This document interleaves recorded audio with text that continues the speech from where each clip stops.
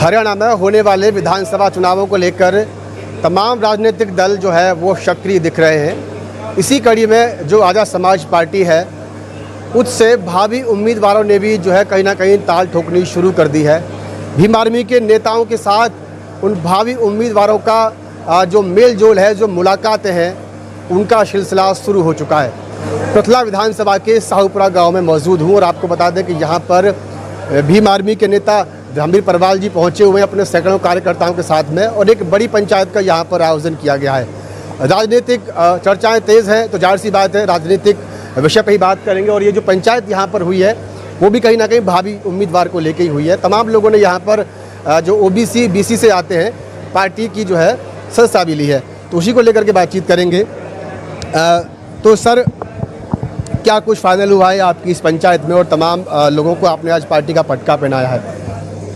आज BC A वर्ग है जो हरियाणा का, पृथला विधानसभा में उनकी आज पंचायत हुई है और उन्होंने ये कहा है कि भाई हम तैयारी कर रहे हैं, हमें अब तक राजनीति में बिल्कुल हिस्सेदारी नहीं मिली है और उन्होंने आग्रह किया है कि भाई जो है पृथला विधानसभा से BC A की तरफ से भाई जीतू सिंह को आज़ाद समाज पार्टी और भाई चंद्रशेखर आज़ाद जी का समर्थन मिले, सहयोग मिले, आशीर्वाद मिले और उनको यहाँ से प्रत्याशी बनाया जाए।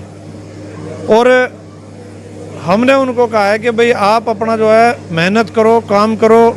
यदि हमें लगेगा कि भाई जो आपकी तैयारी पूर्ण है और तैयारी अच्छी है, आपका BC A जो आपका समाज है, इसके अलावा जो और भी लोग हैं इस पृथला विधानसभा के, वो लोग यदि आपके साथ खड़े होंगे तो आपकी मेहनत को और काम को देख करके आज़ाद समाज पार्टी मैं ज़रूर इनका नाम आगे भेजने का काम करूँगा।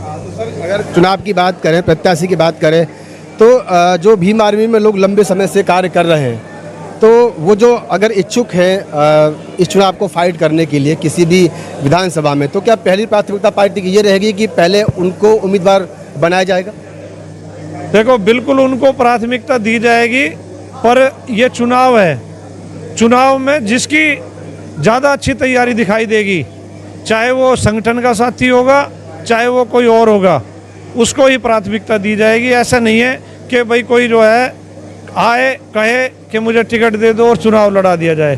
काम के आधार पर ही प्रत्याशी का चयन होगा, दूसरा कोई क्राइटेरिया नहीं रहेगा। जैसे कि जो पार्टी है वो वैचारिक है, बाबा साहब के विचारों पे पार्टी चलती है, माननीय साहब के विचारों पे पार्टी चलती है, तो क्या वहाँ जो एक बहुजन का नारा है, तो क्या जो एक क्राइटेरिया है पार्टी का उम्मीदवार की बात करें तो प्रत्याशी हर विधानसभा वाइज बहुजन ही होगा या फिर जातिगत समीकरण को देखते हुए या चेहरे को देखते हुए इसमें बदलाव हो सकता है?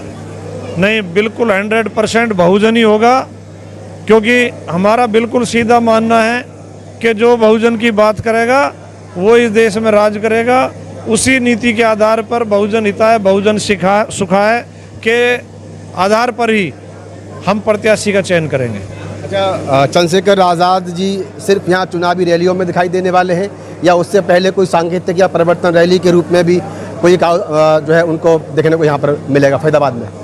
नहीं, बिल्कुल फरीदाबाद में ज़रूर हमारी तैयारी के आधार पर ज़रूर जो अपना यहाँ आएंगे फरीदाबाद में, या इनके अलावा भी जो विधानसभा हमें लगेगा कि भाई हमारी विधानसभा में मजबूती से हम चुनाव लड़ सकते हैं। भाई साहब का स्पष्ट निर्देश है कि जो विधानसभा आपकी तैयार हो जाए, जिस विधानसभा में आपकी तैयारी हो जाए पूरी, उसे मुझे बता देना, मैं जो है जब आप बुलाओगे जब आ जाऊँगा।